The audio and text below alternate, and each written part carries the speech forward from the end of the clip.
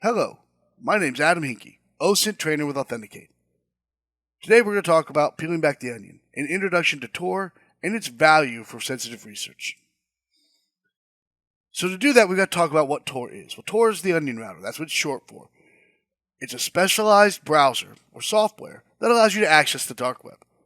It's a browser that's built with layers of encryption to help analyze communication so that you can access dark web or have a little more privacy.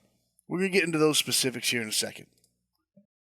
Again, as I said, legitimate uses for the Tor browser are sharing and disseminating information in censored countries, which we've seen happen when countries shut down the internet to their people, and privacy protection. Because of the layered encryption and how Tor works with its jumping from an entry node to multiple middle nodes to then an egress node, it provides some protection with privacy and anonymity. But there are the other side of this. It's right, the illegitimate side. So there are marketplaces for selling drugs, stolen identities, malware, etc. There are also forums to exchange information about these illegal activities and a place for you to make ransomware payments. To note, dark websites, or things that you can find on the dark web, are not openly indexed by the surface web. So you can't go to Google and find a dark web website. What you have to do is know that site or be able to get access to the sites that allow you to search the darknet. And there are some of that stuff on the surface web, but no dark website is indexed on the surface web. Now we talk about accessing the dark web, right? There's really the old way and then the silo way. So the old way is a self-managed setup that you have a standalone computer, goes to a VPN, which goes through the Tor browser, which gets you access to the dark web. There are a couple problems with that. There are some responsibilities from an IT perspective that you've got to purchase separate computers and have a network infrastructure. You've also got to manage those devices, so that's a little more time consuming, and it has problems with that. From the researcher side, you've got to be able to self-audit and monitor what your researchers are doing. That can be time consuming and cost money. Additionally, you've got to maintain security and evidentiary compliance requirements. All of this leads to several disadvantages. It's resource intensive and expensive. You may have attribution through your browser, because again, while it's secure, it's not always 100% secure. There's the potential for geolocation of the IP address, again, attribution. There's a huge possibility of executable code being done on your endpoint, along with software vulnerabilities, and then because you're accessing things that are not traditionally accessed, it's the dark web, you're accessing content that's traditionally blocked by organizations, okay? This is all stuff we've got to think about when we talk about accessing the dark web. When it comes to the Silo way, it's a purpose-built research platform. There are no IT responsibilities. In reality, you deploy Silo, which is a cloud-based online research platform, and you manage the policies that you implement on Silo through an admin console. When it comes to the responsibilities of the researcher, you just research. Why is that? Because again, there's security, anonymity, and audits and compliance baked into the browser. One-click access to Tor from the Silo browser. A built-in collection and analysis tools that will help with automation. And it's a secure cloud-based storage and sharing system as well, so you can share your data, what you found when you're doing that. So, let's go do some research. So here I am in the Tor browser. What I'm going to look for, what I want to do is I'm going to pull up some things that'll help us understand what's going on. So what I'm going to do is I'm going to pull up some websites to get started. So one of the things I want to show you is so I can go to google.com, just as simple and easy, right? Type in google.com.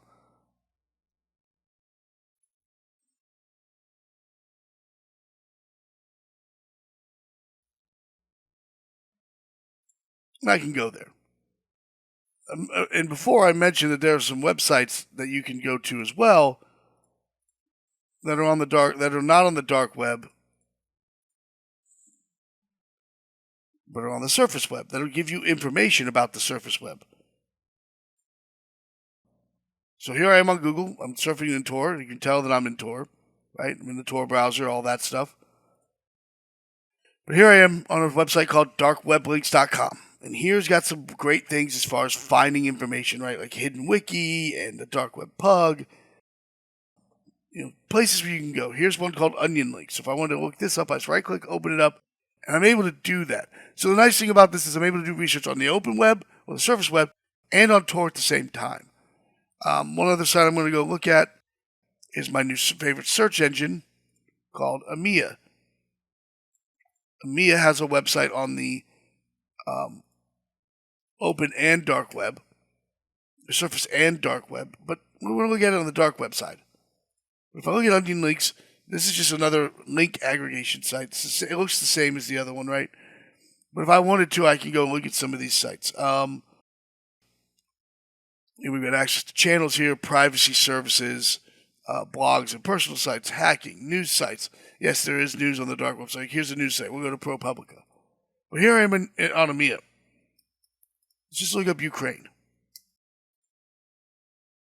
So here we are looking at Ukraine stuff. And say I wanted to read one of these things, right? So I want to read this stuff. So I can look at stuff, like there's tons of things out here. This is a German site. So I want to go here and I want to look at this. But as I'm going to go back, I'm going to look back at ProPublica. Here I am at ProPublica. Again, there's things in here. If I wanted to screenshot this or get a record of this, all I've got to do is go up here to Silo Screenshot. Click the button, hit entire page, capture from the top, and it's going to capture the entire page. So here's the tools that are built into Silo, right? We have the ability to capture a whole entire page. We have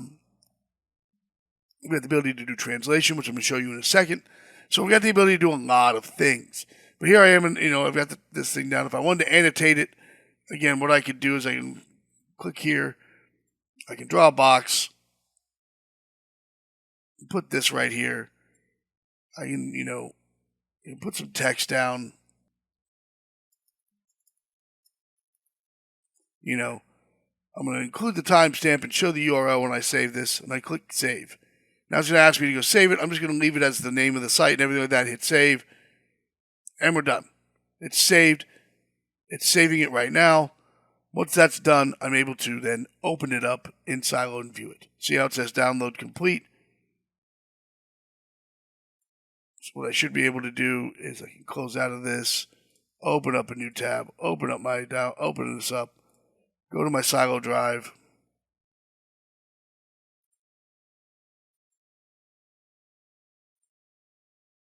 Find the new screenshot.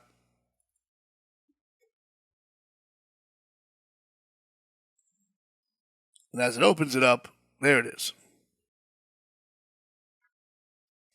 So all you gotta do is scroll around and you can see it's a screenshot. If you don't want to have this in there full time, don't put it in there. Just leave it as it is and go from there. When's your translation, right? This is in German. I think it's in German. So we go to this little T here, hit translate, and there it goes. We found German, it goes to English, boom, we got it translated. So a lot of good things with Silo that you can do and help with your research, right? And again, one click of the button. To get into this, all I did was open up Silo and click my Tor browser. And it's all I did. I didn't have to do anything else.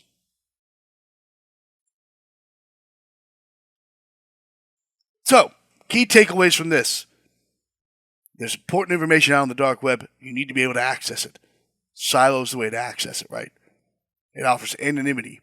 It also protects you from security risks that are out there. So just be aware that that stuff's out there, right? There are security risks when accessing Tor. You need to make sure that you have a reality check on your DIY dark web access and understand that it's not perfect. It's not safe. There are vulnerabilities out there with it, okay? Be aware that you need to know that. And then you've got to look at ways to improve your dark web research quality and efficiency. That's done by using someone like Silo, using us to help you access the dark web. You improve your research quality because the information you're getting is safe, secure, and you improve the efficiency by the tools that we have to help you do workarounds. Again, I want to thank you for joining us, and hopefully we see you next time.